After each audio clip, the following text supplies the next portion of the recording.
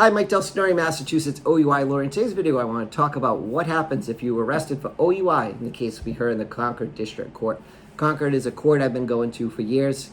Police departments that bring their case to Concord include Lexington, Concord, State Police. So you have a lot of different departments that go to Concord District Court. So one thing people want to know when they're arrested for OUI is, what is the process going to be like? What's that first court date going to be like? Is the officer going to be there? No, the officer's not going to be there. It's going to be very brief. You'll check in at probation. You'll wait around and then you'll get there for 8:30, check in.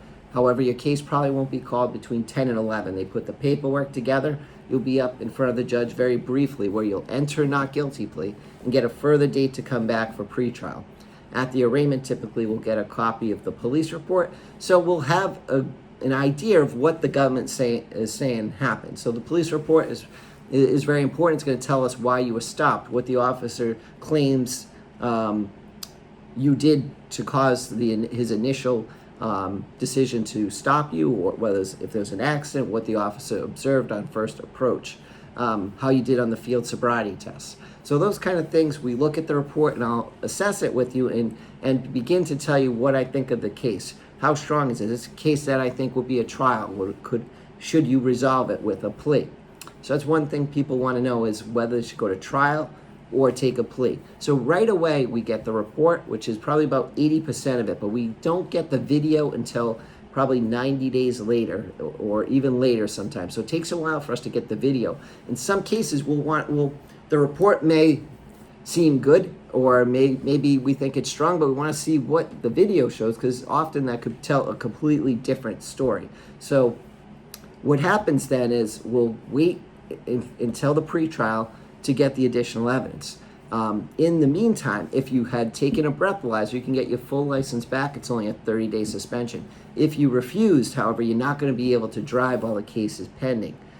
There is a possibility that we could get a trial prior to the 6-month date where you would be reinstated, but it can be difficult to move a case that quickly, especially in Concord Court. It tends to move a little slower than other courts. So during this time period, while we're waiting for additional evidence, what I'll do is I'll review the report with you, tell you what I think are the strengths, the weaknesses of the case. So what I'm looking for is, how can I minimize any claim of erratic driving? So if they say you're weaving or crossing the marked lanes, that we want to try to minimize that by suggesting that maybe you were on your phone, maybe you were texting, maybe you were tired.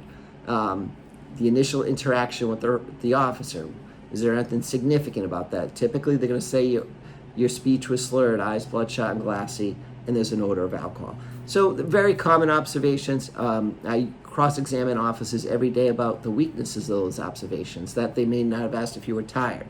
If you admitted to drinking, often they don't say when you started, whether it was with food. So often there's a lot of gaps in the report where we can use those, if it goes to trial, to show reasonable doubt that this officer is a little too quick to come to the decision to arrest you. Field sobriety test. Now, there's tons of ways to attack these tests. Many times when I read the report, I don't think that the field tests are harmful to you. I think I'll be able to use them to help your case. So what I'm looking for is, are there any major issues with the field test? Did you stumble, stagger, fall? If there are no major observations, then I look, how significant are the observations I saw? If you took the right number of steps and missed heel to toe, that's not really indicative of somebody impaired. You could have missed heel to toe for many reasons. Potentially, you didn't miss heel to toe. I wouldn't even concede that. There has to be a gap of at least a half an inch. If the officer doesn't specify how far your feet were apart, we can argue that you walked normally and without any issue. So these field sobriety tests can be challenged. A lot of times there's a lack of detail. Anything that's not mentioned in the report as you doing it wrong, I will assume you did it right, and the officer, when I cross-examine him, will generally agree that those clues were not observed. So somebody on the one-leg stand is supposed to keep their foot up 6 inches, look at their foot, balance for 30 seconds, and not sway or use their arms for balance. So if the report doesn't mention use your arms for balance, that's something I can argue you didn't use your arms, so that means there's not a sign of impairment there. So there's 4 clues, for example, on the one-leg stand. You have to keep your foot up for whatever the officer says, or 30 seconds, 6 inches off the ground, and look at your foot and not use your arms for balance. So if we get a report that just says that you put your foot down early, the other clues, when the officer's questioned at trial, the officer would likely admit that those weren't observed. Similarly, with the 9-step walk and turn, they're looking for 2 clues during the instruction stance, maintains balance during the instructions, and starts on time. So you're supposed to maintain that heel-to-toe stance during the instructions and start when the officer says go. Now, the instruction stance is very awkward. Sometimes people step out and they step back in.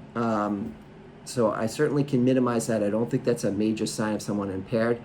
People that start too soon, a lot of times the officer finishes the instruction and it's obvious that they want you to start and they just didn't formally tell you to start. So I've seen that in the video, on videos, and I read the report says you started too soon, but then when you watch the video, you say, that's really not what happened. You basically were done and just, you were paying attention. You knew it was obvious the officer was done. He might not have formally said go, but you just started the test, and then the officer says he observed a clue of impairment.